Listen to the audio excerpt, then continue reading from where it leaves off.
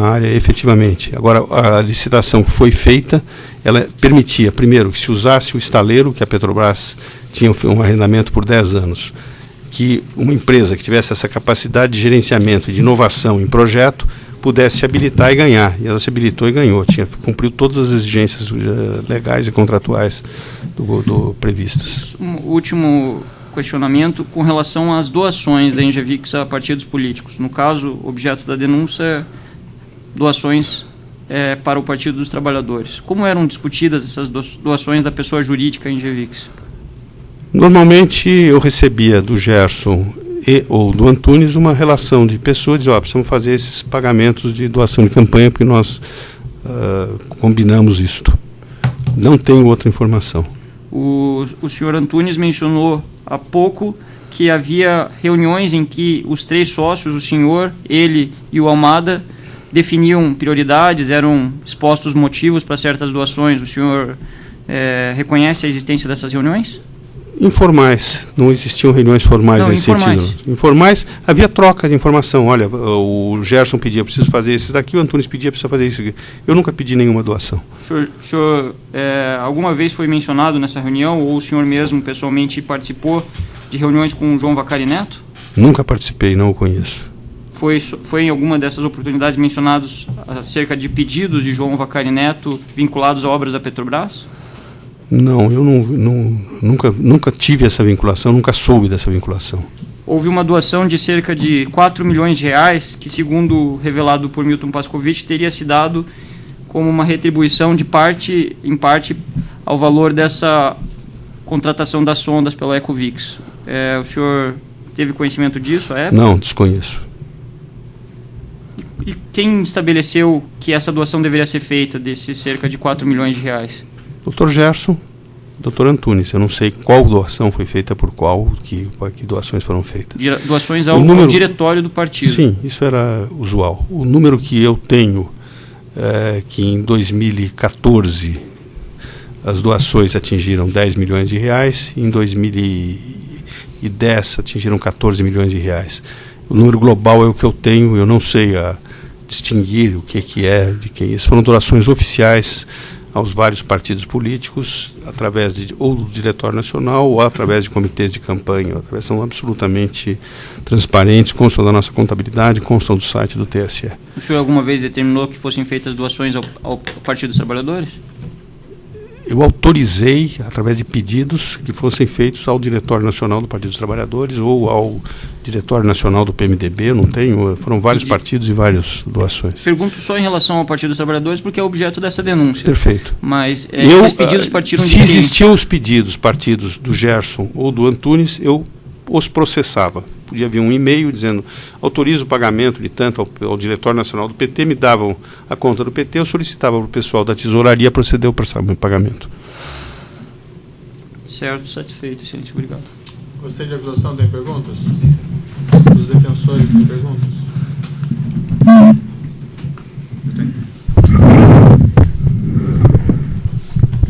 Boa tarde, senhor Cristiano Koch. Boa tarde. Da defesa de Zé Dirceu e de Zé Eduardo, lhe fazer algumas perguntas. O senhor mencionou em respostas às perguntas do meritíssimo juízo que seria natural o insucesso em consultorias que buscavam abrir portas e prospectar novos negócios. O senhor pode explicar um pouco mais sobre isso? Como é que funciona esse tipo de consultoria? Pois não. A atividade toda de comercialização de serviços no exterior é uma atividade extremamente complexa, porque o Brasil, primeiro, tem pouca tradição de exportação de serviços, é pouco conhecida nessa área. Então, há necessidade de você ter um contato com pessoas que estejam em poder de decisão, descobrir as oportunidades, ver as propostas técnicas, propostas comerciais e colocar no país. Então, o nível de mortalidade de insucessos no exterior é superior a 90%, razão pela qual nós passamos a restringir muito a atividade de comercialização no exterior. Nós diminuímos muito a nossa participação no exterior por ser muito caro e com riscos elevados de perda. Mas a contratação de pessoas capazes de ir ao exterior ou pessoas que estão no local para procurar levantar oportunidades é uma atividade usual e de risco para a empresa. É nesse contexto que foi contratado, então, o serviço da JD Consultoria? É nesse contexto que foi contratado. O fato Nós tínhamos esperança de resultado, mas não tínhamos nenhuma certeza. Certo, e o fato de não ter havido uma realização de negócio posterior à consultoria faz com que a empresa considere a consultoria não prestada? De forma alguma. A consultoria, então, foi prestada? Foi prestada.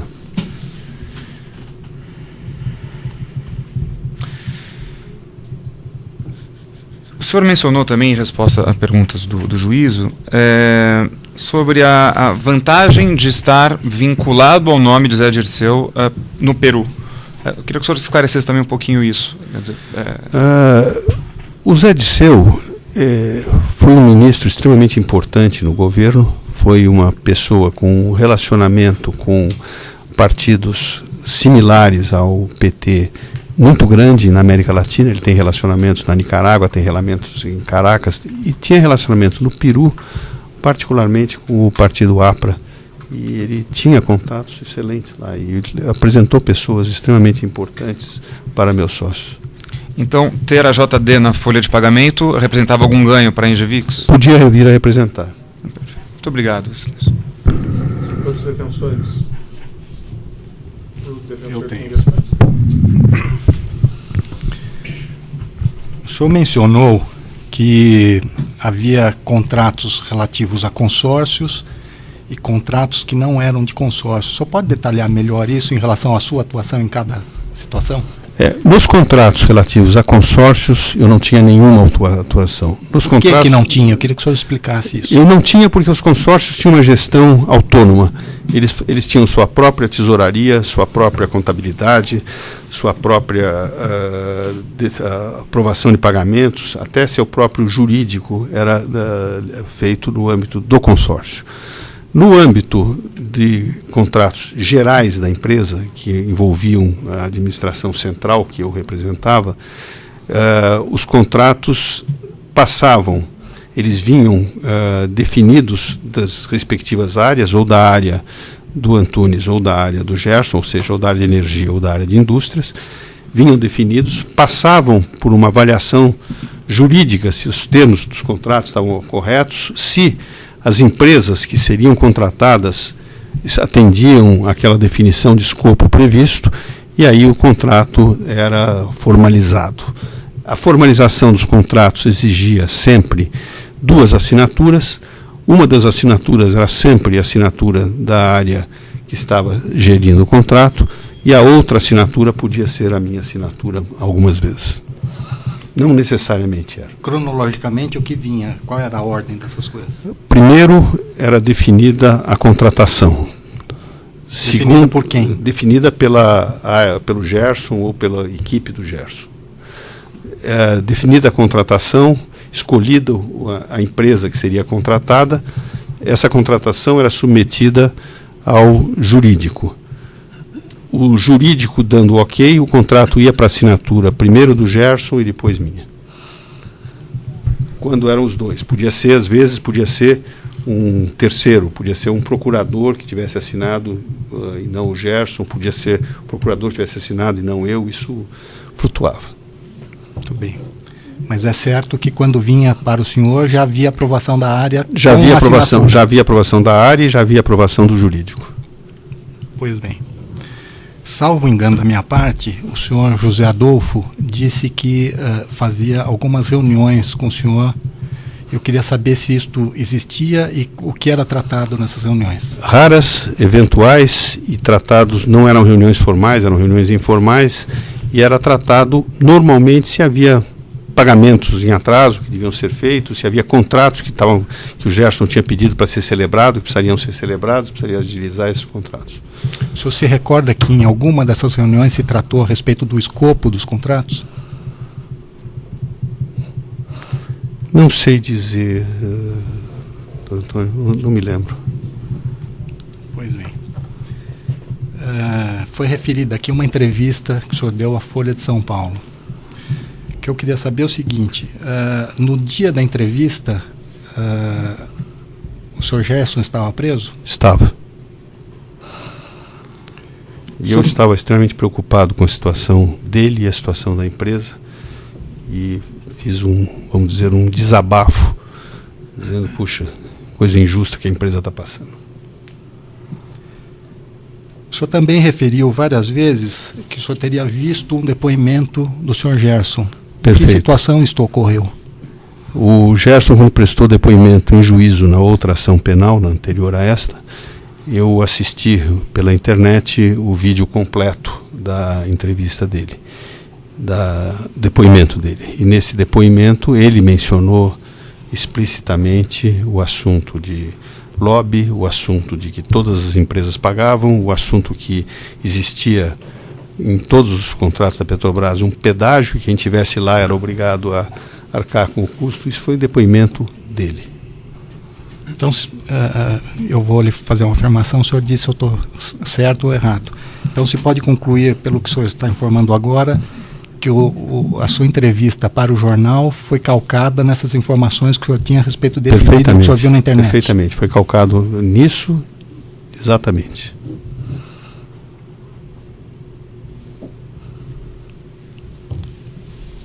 Eu queria que o senhor dissesse um pouquinho mais o que o senhor fez. O senhor alega que tinha desconhecimento a respeito de pagamentos que não fossem regulares. Em algum momento o senhor tomou conhecimento de que isso havia na empresa que o senhor presidia. Eu queria saber qual foi a sua conduta. Nós imediatamente realizamos um levantamento de todos os contratos, de todos os pagamentos, razão pela qual provavelmente aquele pagamento do Paulo Roberto Costa estava na minha mesa.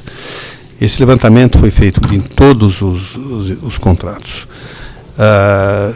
Quando surgiu o depoimento do Gerson, pondo os contratos do Pascovitch também sob atenção, nós também fizemos um levantamento completo de todos os contratos firmados com a JAMP na ocasião. E com base, e havíamos implantado e reforçamos muito, era um código de conduta de todos os funcionários e de todos os fornecedores, e que tinha sido já aprovado no âmbito do Conselho de Administração, e nós promovemos um treinamento de todas as pessoas para, através de um canal de ouvidoria, pudessem denunciar todo e qualquer desvio de conduta que pudesse existir no âmbito da empresa. Suspendemos todo e qualquer pagamento a qualquer contrato que tivesse sob suspeita. Então foram as atitudes que nós procuramos tomar. Muito bom. Excelência, vamos permitir ler 2 trechos da denúncia que eu queria que o acusado pudesse comentá-los. As folhas 23 da denúncia, o Ministério Público afirma o seguinte: a participação falta uma palavra aqui, de Koch e José Antunes, altos executivos da Engevix, decorre não só do poder de decisão que eles possuem na empresa, mas do fato de que, não obstante o papel de destaque desempenhado por Almada nos negócios escusos com a Petrobras, aí vem, as decisões eram tomadas entre os 3 de pleno e comum acordo. O senhor concorda com isto? Não, as decisões eram tomadas no âmbito de cada área específica de atuação, de forma individual por cada um dos 3 executivos. Continuando, diz a denúncia, Almada, Koch e José Antunes ativamente participaram das decisões estratégicas da empresa de que eram sócios e, uníssonos, com plena consciência do esquema criminoso, optaram conjuntamente por direcionar a Engevix ao modelo de negócio criminoso nos certames e contratos públicos bilionários da Petrobras. Nego completamente essa versão. Nós nunca discutimos entre nós 3 qualquer um desses temas desta forma. Quando discutimos estratégias da empresa, eram estratégias de participação em licitações, estratégias de participação em negócios.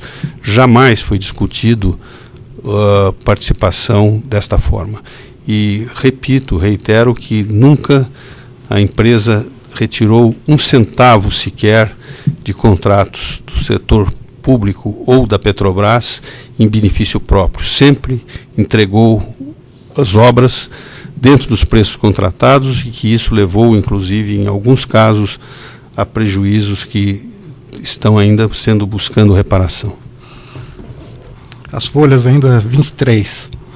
De acordo com o que dito por Almada em juízo, Koch era responsável pela parte contábil e de caixa da Engevix, de forma que estava em sua esfera de conhecimento a existência dos pagamentos de propinas efetuados pela empreiteira.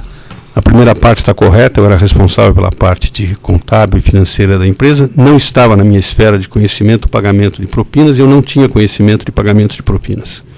Na sequência, vem dizendo a respeito da matéria da Folha de São Paulo, isso o senhor já esclareceu suficientemente.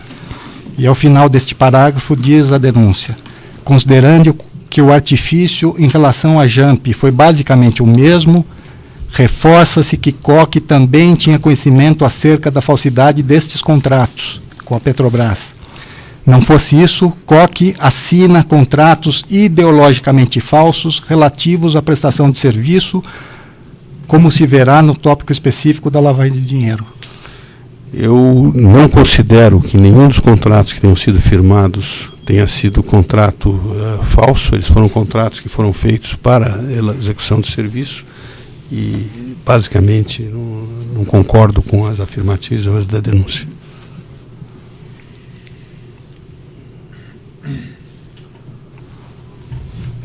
O senhor tem conhecimento que em alguma licitação de que a sua empresa tenha participado, houve irregularidade praticada por ela ou por outro concorrente? Todas as licitações que nós participamos no âmbito da Petrobras, que é o que é objeto foram licitações em que nós vencemos o certame dentro do menor preço e dentro de preços do orçamento da Petrobras. A Petrobras não contrata se estiver acima do orçamento dela. Devo fazer aqui uma observação que é importante. O modelo de contratação da Petrobras é um modelo muito ruim. Ela contrata empreendimentos muito grandes sem que tenha projetos detalhados de engenharia. Isso conduz à impossibilidade de fazer orçamentos detalhados, produz a impossibilidade das empresas que estão orçando conseguirem orçar com a necessária acurácia e acaba resultando em inúmeras necessidades de aditivos contratuais, porque como o escopo inicial não é bem definido, a empresa que vence essa licitação muitas vezes se vê às voltas com a impossibilidade de realizar aquele serviço naquele preço, porque o serviço que se coloca para ela realizar é muito maior do que o serviço que ela havia imaginado no momento do certame. Isso é, infelizmente, a regra de contratação da Petrobras nesse período todo. Ela trabalha com o que eles chamam de FEED, que chama-se Front-End Engineering Design, projeto inicial, projeto conceitual do empreendimento, e com base em projetos conceituais, nós tivemos erros grosseiros, como, por exemplo, na refinaria Abreu Lima. Não é na área que nós participamos numa área de edificações, e devo dizer que apenas nessa área de edificações a Petrobras orçou um serviço chamado de subterrâneos, que era toda a rede de integração de utilidades, em 5% do valor do contrato, e o serviço custou 40% do valor do contrato, porque não existia projeto quando ela contratou, então não há possibilidade de orçar uma obra sem projeto. A crítica que se faz à refinaria Abreu Lima é que o orçamento dela era algo como 5 bilhões de dólares, ela custou 60 bilhões de dólares, uma coisa assim. Agora, era impossível orçar em 5, 50 ou 60, o número que fosse, sem que existisse um projeto. E a Petrobras, infelizmente, dilapidou recursos contratando obras sem necessária acurácia de engenharia. Sr. Cristiano, voltando à questão dos contratos, faltou uma pergunta que me parece bastante relevante. Ficou bem explicado que havia contratos muito grandes com a Petrobras, que é o assunto do processo, e que a partir dessa contratação principal havia outras muitas. Quantas eram por contrato? O senhor faz ideia? Em contratos grandes, eram mais de 100 subcontratos dentro de contratos grandes.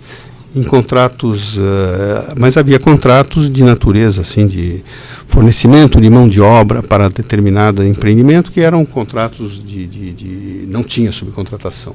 Então podia ter até 100. Eu creio que esses contratos de cacimbas tiveram mais de 100 subcontratos, fornecedores e terceiros que estavam participando. Tá, e dentre esses contratos, existia um volume razoável de contratos que fossem de valores muito expressivos? Havia contratos de valores expressivos, sim. Havia contratos de fornecimentos de equipamentos, contratos de fornecimento de montagem de tubulações, contratos de fornecimento de válvulas, contratos de fornecimento de sistemas elétricos. De que valores? Valores superiores a 70, 80, 100 milhões de reais, com certa facilidade. Então, em razão disso, se pode concluir, veja se o senhor concorda com isto, que contratos que fossem destinados ao senhor para uma segunda assinatura, já aprovados pela área do senhor Gerson, mesmo que fosse de milhões, isso não chamaria uma... Não haveria um questionamento. E, em geral, quando existiam contratações de superiores a 70, 80 milhões... era feito o Gerson apresentava os vários concorrentes, o porquê daquela contratação, aquela era a melhor contratação, e muitas vezes, inclusive, nós chamávamos o presidente da empresa fornecedora para garantir que ele viesse a contratar aquele valor, naqueles preços, ia cumprir os prazos de preço. A gente queria ter um pouco do olho no olho. O senhor revelou aqui que nenhum centavo de dinheiro público foi ganho pela empresa que não fosse regular e que seja do seu conhecimento. Perfeito. É isso. Eu queria saber se os contratos deram lucro ou prejuízo. Eu já revelei aqui a soma dos contratos firmados entre Engevix e Petrobras, e consórcios e Petrobras, com a participação da Engevix. Nos últimos 10 anos, pegando 2004 a 2014, teve um total de 5 bilhões de contratos aproximadamente, e um resultado negativo de perto de 360 milhões de reais. Como a empresa lidou com isto? Ela contraiu empréstimos bancários para poder atender. É muito difícil a rescisão de um contrato com a Petrobras por prejuízo. A gente tenta convencer a Petrobras que o prejuízo é causado por ela, mas a rescisão é muito, muito complicada, porque há fianças bancárias a contratos, então a gente é obrigado, muitas vezes, a ir até o fim. Nós nos endividamos em algo como 350, 360 milhões de reais, e que hoje temos um endividamento ainda de 140 milhões de reais, depois de ter vendido ativos para pagar este prejuízo. Estou satisfeito, obrigado. Umas indagações finais aqui do juízo. O senhor mencionou essa extorsão, que a empresa teria sido vítima. Todas as informações que o senhor tem a esse respeito vieram do Gerson? Sim, vieram da observação dos fatos. Da observação dos fatos. O fato de estar se pagando, o fato de ser obrigado a pagar, e a observação que o Gerson deu que... De que forma que a Engevix era obrigada a pagar? A informação que... Houve algum ato concreto de alguma dessas pessoas ameaçando a Engevix? Não, nunca. Isso é a informação que o Gerson me deu, nunca teve nenhum tipo de ato, e todos os depoimentos prestados... Por que pagava, então, por 6, 7 anos esses valores, essas pessoas, sem nenhum ato concreto? A impressão que eu tenho, mas é a impressão, não posso confirmar para o senhor, é que como todos pagavam, quem não pagasse seria excluído da Petrobras. Mas é a impressão, E a Engevix pagou esses valores por anos, milhões, por causa da impressão? Sim, e porque todos pagavam. Todos os nossos concorrentes pagavam.